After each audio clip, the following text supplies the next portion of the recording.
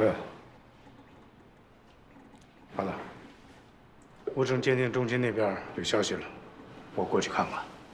我跟你一块儿去吧。好，一起去吧。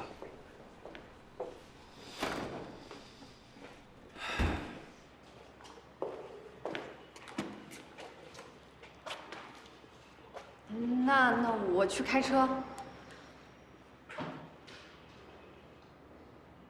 你让他来干什么？老刘啊，小周可是个当警察的好苗子，正直敬业，能动性强，我可不希望埋没这么个人才。你总说怕他跟着我会出危险，可是事情到了这个阶段，你这个当爹的也总不希望自己的女儿之前的努力白白浪费吧？如果换做我是他的父亲，我会希望他快乐，默默地支持他，让他在自己喜欢的领域里施展自己的抱负。那是因为你啊，没做我父亲。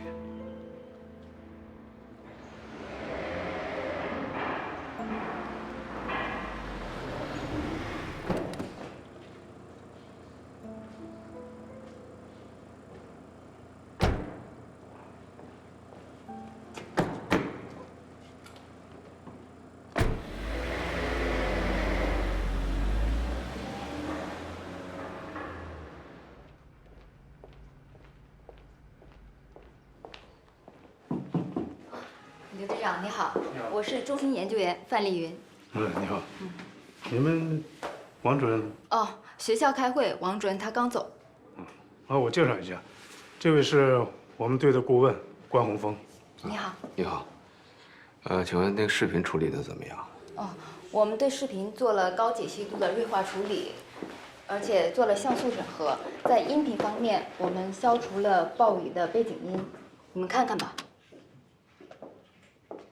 不好意思啊，我现在看这个不太适应。你也去吧。政务是警察不能回避的。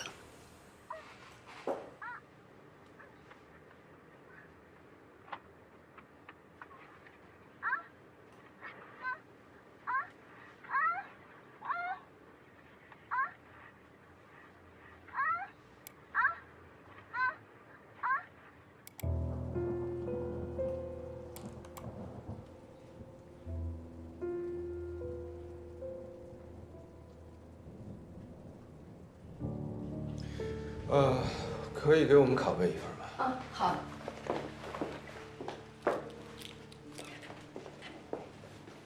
我刚才看到视频里凶手所用的凶器好像是个深色的盒子。根据车内环境分析，应该是红色的。那这盒子上面好像有文字吧？也许是商标一类的，这个可以还原出来吗？目前整体视频效果已经是我们处理能力极限了。这种局部还原要等王主任回来之后要探讨一下，看看有没有可能找到相对清晰的画面做静态模拟，但结果呢，不太好说。那就拜托了，这个线索对我们侦破案子很重要。好，慢走。主任说一声。喂，找到了。你等一下。关老师，昨天晚上11点多的时候，被害人的车辆离开了火攻俱乐部，一辆银灰色的捷达尾随，捷达遮挡了前后的牌照。银灰色的捷达，会不会就是凶手的车啊？你看看这停车场停了多少辆银灰色的捷达？如果真是凶手的车，那他还算挺聪明的。干脆啊，让技术队把尾随车辆的视频送过来，看能不能找到什么排查特征。哎，你好。呵啊，我不如你，可这既擦去指纹，又不留足迹，车辆也没特征，还折腾好白。这凶手还批准异议，什么线索都没留下。不对，这次他搞砸了。是因为拍下了视频？不只是视频，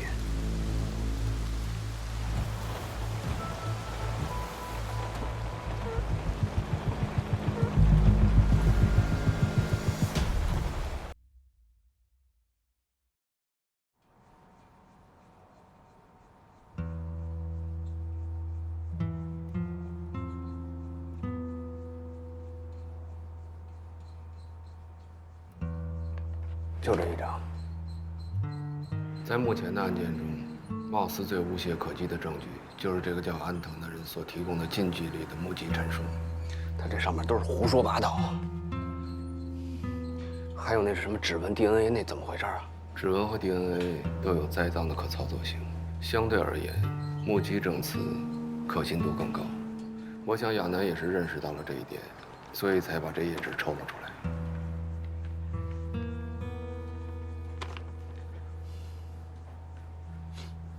你看啊，这上写的，辨认人安藤在认真审视了照片后，当即指出27号关宏宇接近其所目击之成年男性。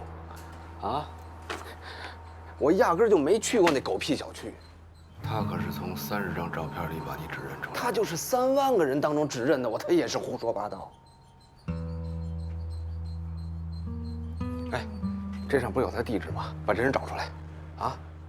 他提供的住址就是案发的4号楼，而且他是租住的。案发以后不久他就搬走了，现在楼是空的，上哪儿找这个人？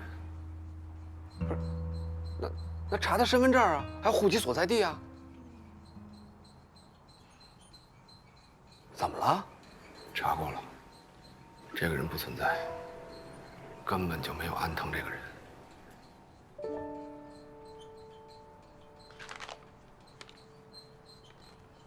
可是他这上抬头登记的个人信息都是他提供的身份证是假的。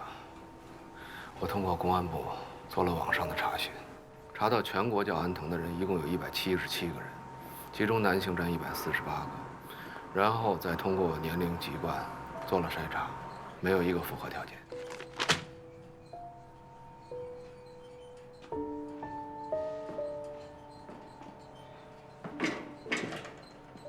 哎。也就是说，我让一根本不存在的人留下了一个无可辩驳的证言之后，这人就人间蒸发了。你有没有想过，他为什么会凭空消失？换句话说，为什么他一开始就用假身份？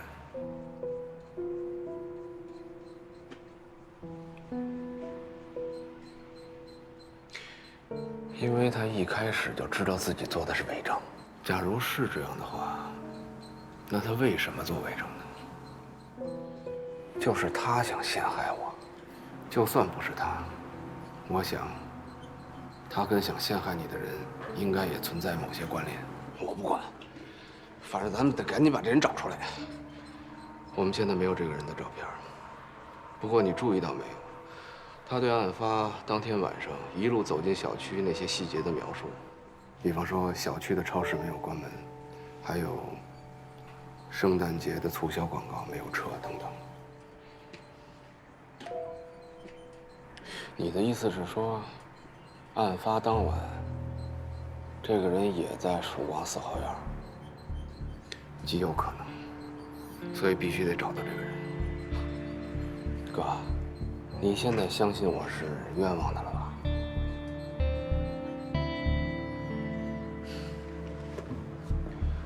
我相信你有个屁用。对了，明天不要在这儿交接了。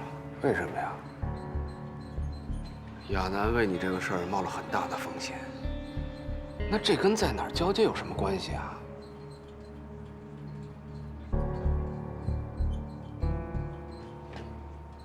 你别以为我不知道你为什么选择这个地方。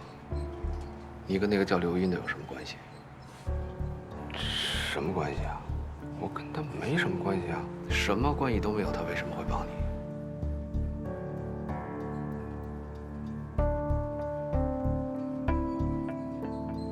时间到了，我先走了啊。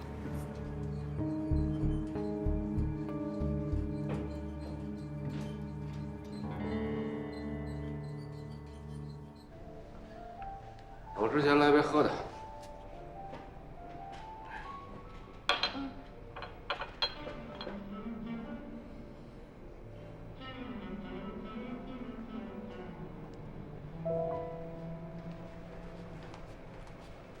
关队长，工作期间可以喝酒吗？如果被曝光，恐怕在领导那儿不太好交代吧。澄清一下啊，我呢就是个外聘的顾问，不算是公安干警这个编制啊。你也别有那么大的对立情绪，我们只是在跟踪报道案件的进展，这样会让老百姓知道你们一直在努力工作。关队长，你们在物证鉴定中心分析的那段视频，是凶手自己拍的吗？那个就是案发周边路段的监控视频。监控视频是今天送到队里的，而物证鉴定中心的视频是昨天就已经送到了。关队长，何必在这样的小事上蒙我们呢？况且我们已经知道这段视频的存在，如果你不介绍一下情况的话，只会引发更多的猜测。公布出来，没准会对破案有帮助呢。不好意思啊，这个侦查阶段呢，保密，无可奉告。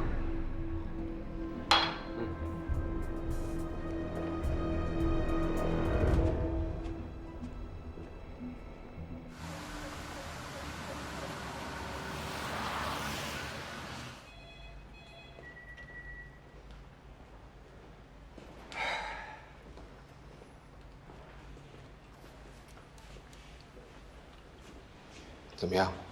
有什么进展吗？17辆车的车主啊，我找到13辆，其他4辆还在摸，不过基本上都已经排除了。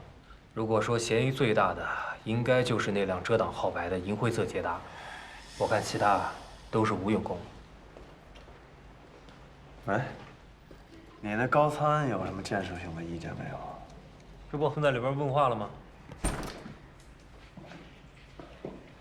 辛苦了各位啊！然后有什么事儿我们再通知你，好吧？还有，海港区支队那个叫韩斌的顾问，你要对他特别留心。我对他不是特别了解，只是从直觉上觉得他是个很敏锐的人，有一种说不上来的古怪。捷达车的监控视频已经送去物证鉴定中心了，但是鉴定中心那边在问，在锐化和成像方面有没有什么特殊的要求？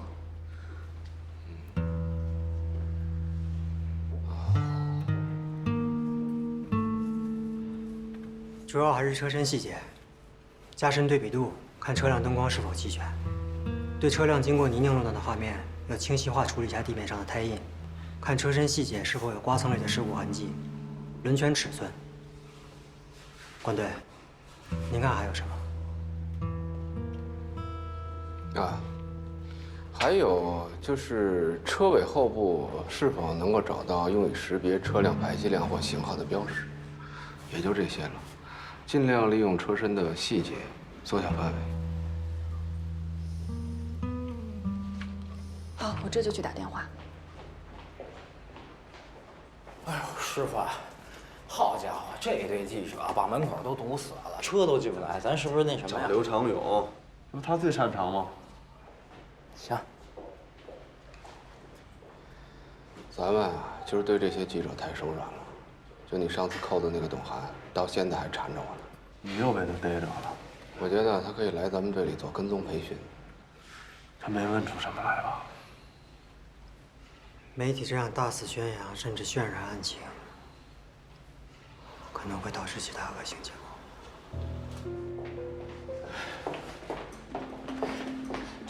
周队，车震杀手疑持破窗器行凶，警方获案发视频秘而不宣，什么意思？这些记者是跟咱们大脑联网的吗？他们怎么会知道我们这儿有视频？说不定，咱们去物证鉴定中心时，也被跟踪了。那破窗器呢？破窗器？我等会儿，这个破窗器的说法，最早是从哪儿开始的呀？是我和关队在法医实验室讨论过的。都谁知道破窗器的事儿？你、我、高法医，还有这2位。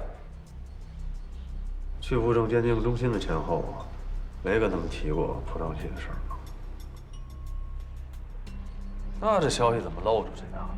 我没说，亚楠也1天没离开支队。你看我干嘛呀？韩冰今天一直都跟我在一起，你总不会以为是我说的吧？哎，老管，刚才你和董涵没多说什么吧？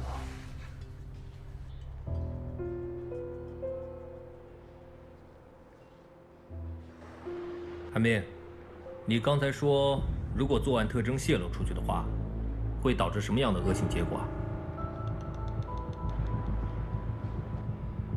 我们最好祈祷这种结果不会出现。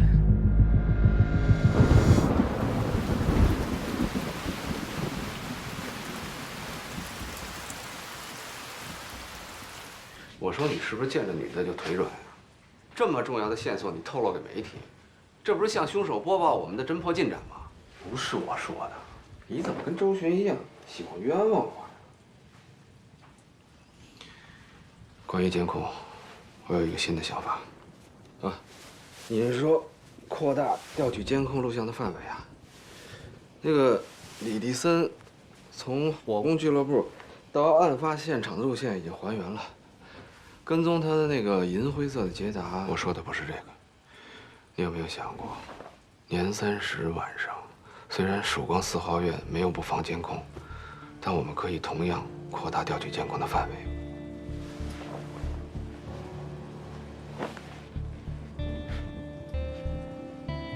你是说，那个叫安藤的证人有可能在监控里出现？有这个可能。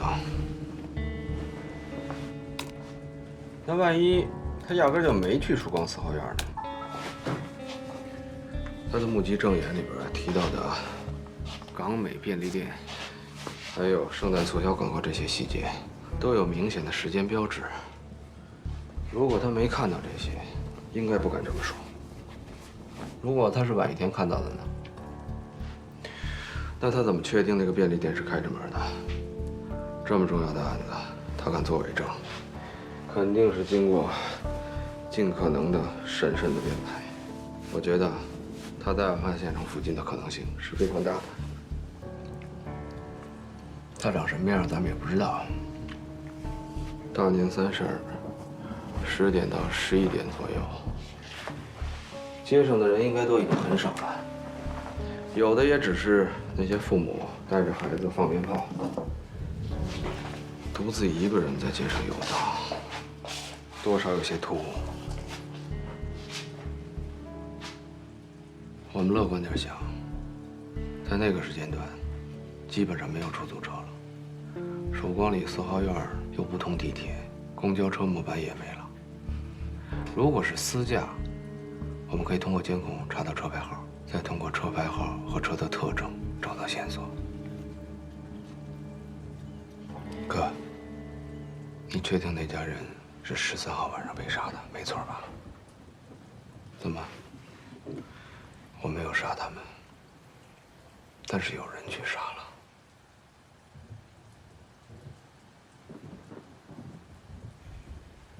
凶手，对，凶手。如果监控能拍到安藤的话，那应该也能拍到进出现场的凶手。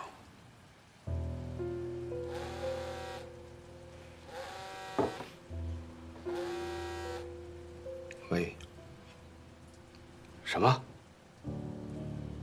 好，我这就过来。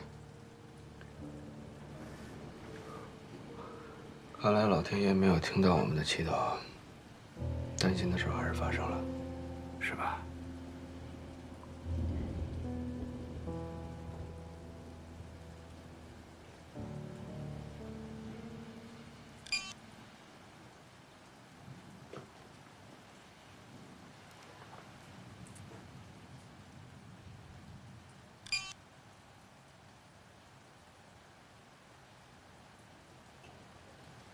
哥，该你做俯卧撑了，增肥吧。能看见吗？里面到底有没有人啊？看不见，这也不知道啊。肯定有啊，要不你看那帮警察忙活什么呢？那到底有几个人？来，俩人吧。俩人，把这个车窗的细节仔细的拍一下啊。老周啊，我这帮你破案也算引火上身了。你帮我拿一下放大镜吧。你看这凶手都跑到我们辖区来作案了，我看这车震杀手是向咱们来示威来了，这事儿你可不能不管啊！来，大家配合一下啊！往后靠，往后靠！哎，警察同志，你们只有2人吗？往后靠，往后靠，往后靠！哎，现在没什么好说的，盯住了啊！还有你那边也是啊。那要是一男一女的话，是不是那个夫妇这才起？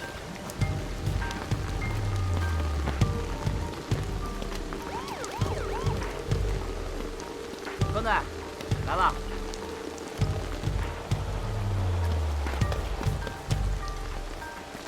老关，赶紧看看。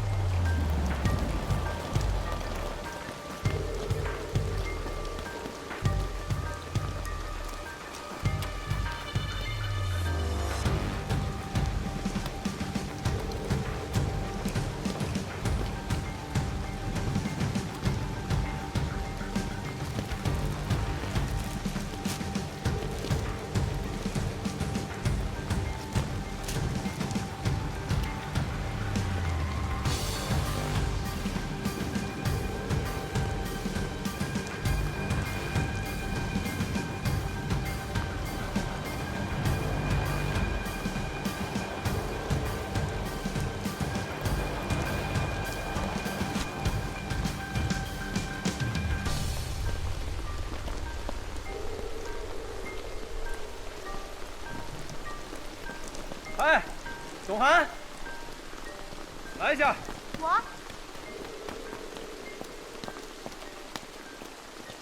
我不对你动粗，并不是因为你是记者，是因为你是个女人。跟我来吧。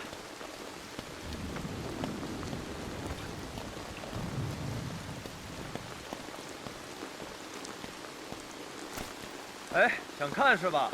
来，看够啊！不好意思啊，记者同志，我们周队也是因为接连有群众遇害而感到焦虑。不管怎么说，这一系列案件的凶手已经加快了作案的频率，这是不争的事实。从案件的初步判断来看，作案凶器的特征、被害人的身份以及他们作案的手段，跟之前的4起案件基本上是完全一致的。我们一定会尽全力破案，减少类似悲剧的发生。不过，也希望你们媒体能够如实报道，减少凭空的猜测。至于案件的细节，到时候刘长勇队长会给你们做进一步的解答。好。哎，小王，带他去吧。董记者，请吧。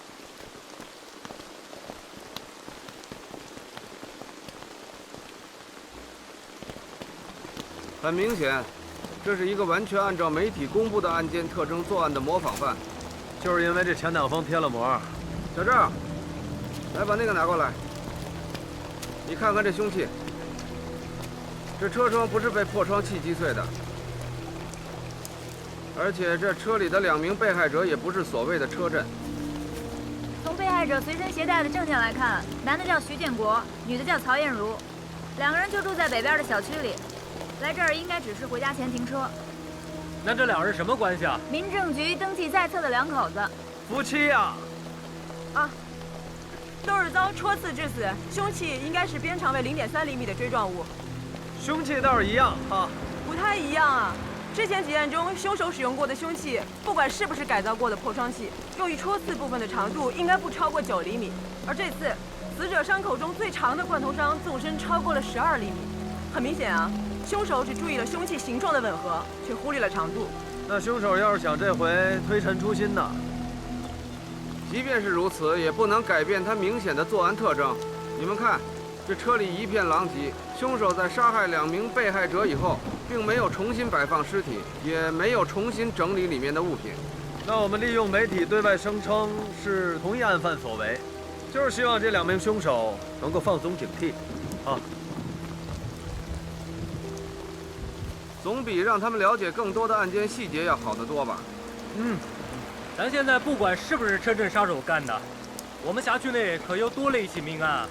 既然不是那个连环凶手所为，那么作为目标的2名被害者，应该是对于凶手来说存在某种指向性，也可能跟凶手之间有某种内在的联系吧。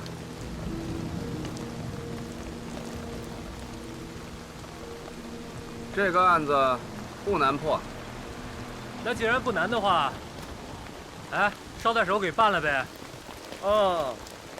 这个专案管辖问题是不是得向市局写申请啊？哎，我说老周，你少给我拿支队长的派头啊！我让你帮个小忙，你跟我摆什么谱啊？我跟你摆什么谱啊？我就是担心咱们这专案组的管辖问题，我跟你摆谱。要不这么着吧，啊，咱们都尽力而为，能查多少查多少，能够确定的那个嫌疑人呢就抓。不管怎么着，到了晚上呢，这案子就归你们海港支队，啊，这样也省着上那个市局递申请了，是不是？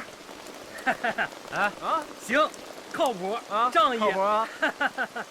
那就这样，先查一下2名被害者的工作关系，还有从这个资金状况和社会背景查起。如果不出意外，这个凶手的动机应该就在其中。行，那咱们提高点效率，分头查，好吧？好，干活。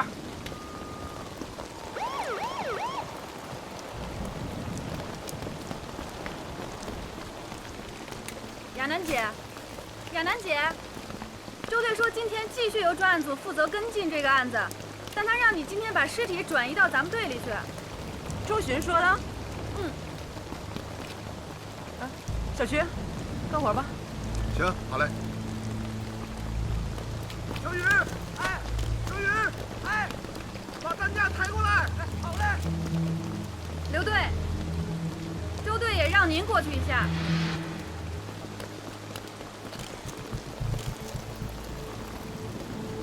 哎，刘队。啊。那个，咱们既然是暂查这个案子。你说那个涉案车辆和尸体还有必要往队里拉吗？我是觉得这个尸体吧，高法医身体也不太好，下着大雨跑进跑出的，太辛苦了。感染病了？我在办公室发现他一直在服用阿司匹林。不好意思啊，出去一下。应该是身体不舒服了。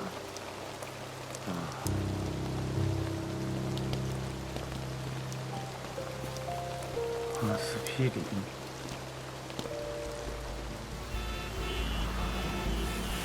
这2名受害人中，徐建国53岁，京港人，交通银行信贷部经理；曹艳茹27岁，河北邯郸人，无业。登记记录上显示，这对老夫少妻结婚还不到1年。这2个人呢，是去年10月份登的记，登记的时候还附了一张财产协议，就是在有生之年与徐建国离婚的话，曹艳茹自愿放弃一切财产主张。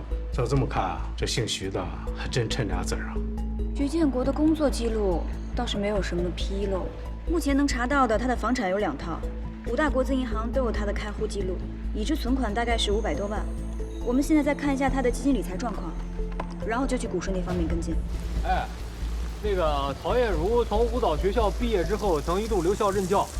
她是去年初辞的职，和徐建国结婚之后，开了一家广告公司。哦，刑天广告，对对对。案发车辆是登记在徐建国名下的，曹艳茹名下登记的是一辆红色的科鲁兹。曹艳茹的车不在小区里。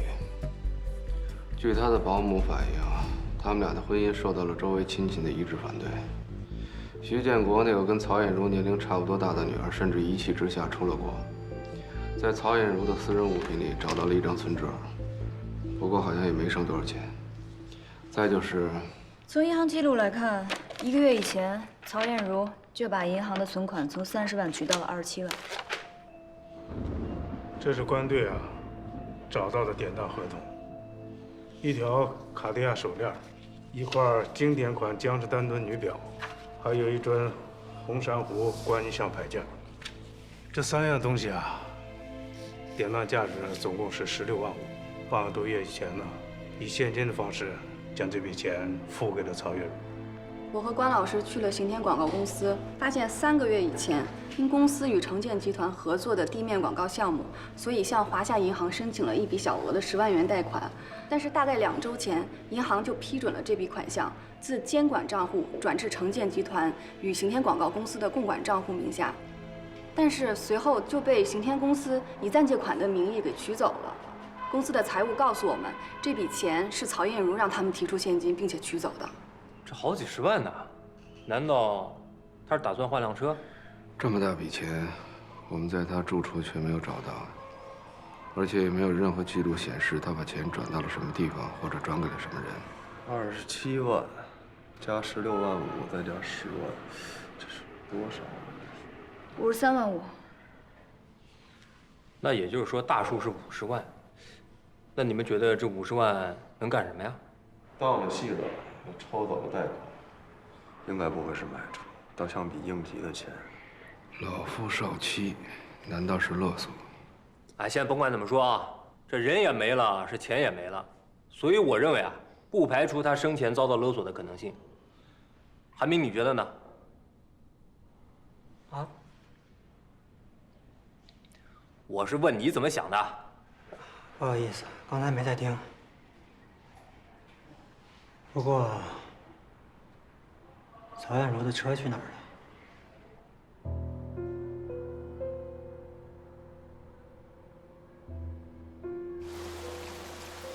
哎，虽然我不沾这玩意儿，但是这 GPS 是个好东西，至少定位起来方便啊。就是这辆。这光找着车也没用啊，关键谁把它开来的呀？那我去保安这儿看看监控啊，看看能不能找到司机，啊，我先去了啊。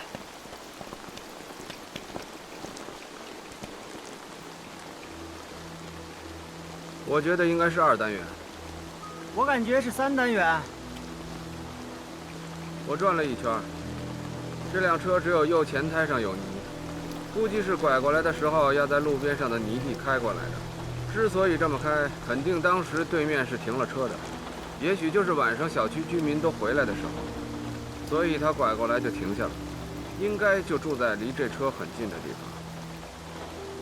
你为什么觉得是3单元？3单元楼门口是个很窄的死胡同，好进不好出，进去之后没法掉头，而这边却相对开阔些。就因为这个？不，因为这个。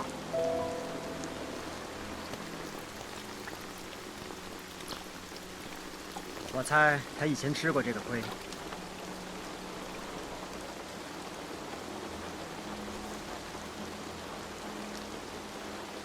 哎，这2位大师要是能告诉我门牌号码的话，哎，我赵金城就天天烧高香拜着2位了。这事儿恐怕要麻烦小周了。不是的，我们家没有车。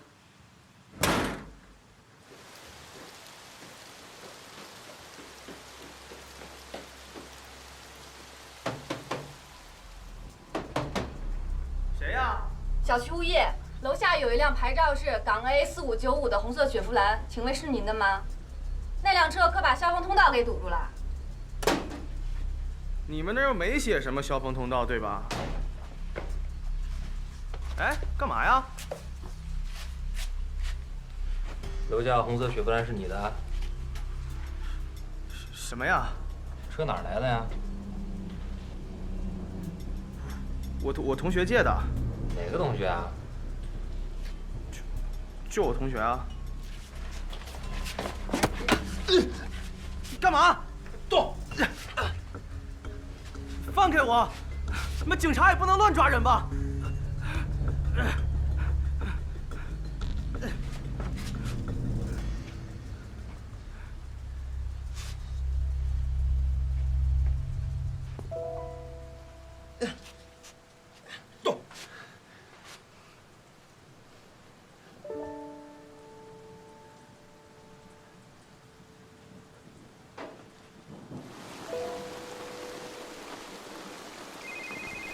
哎，老周，老周，哎，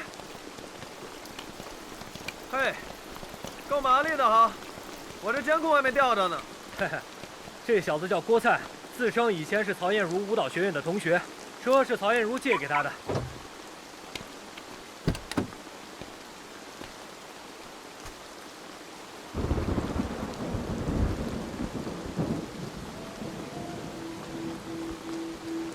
这车什么时候借你的？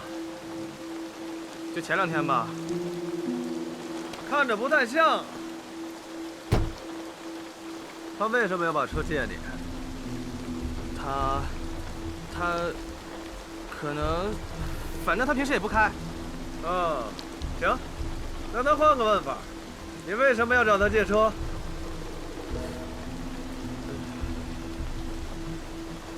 周队，关老师让我给您的。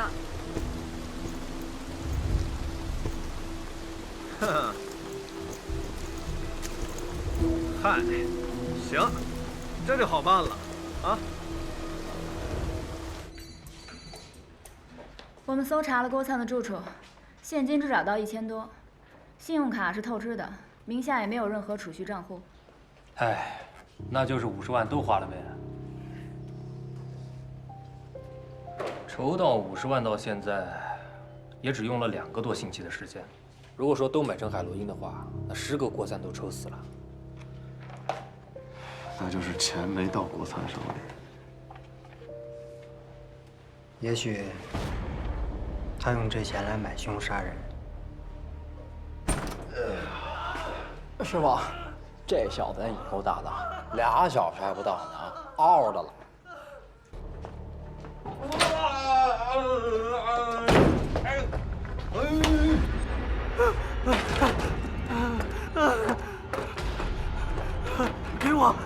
给我！没那么容易吧？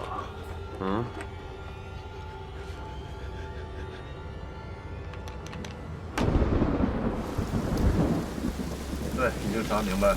被害人曹艳茹为了规避婚前财产协议，和情妇郭灿合谋买凶，杀害徐建国。但不知道中间出了什么差错呀？这个曹艳茹把自己也给搭进去了。据了解，他们是通过一个叫黄志强的中间人雇佣的杀手。我们现在已经对这个姓黄的实施了监控，算是以专家组的名义协助海港支队实施抓捕。好，您放心。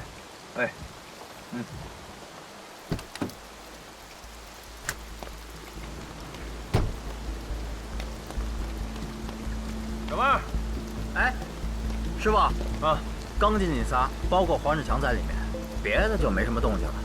但我觉得会不会里面有其他人？这小区还有没有别的出口？全封锁了。行，我去看看啊。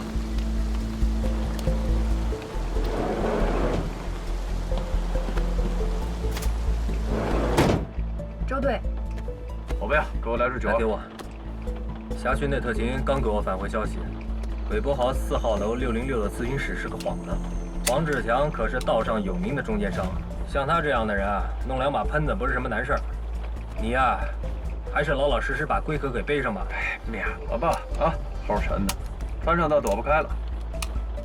老关，你就别上去了，你也别上去了，在这陪着老关吧。周队，我们真的不需要申请巡查，还有特警支援啊。2个支队在这荷枪实弹有备而来，再叫增援，不怕人笑话啊？各组注意，疏散楼道的居民，行动！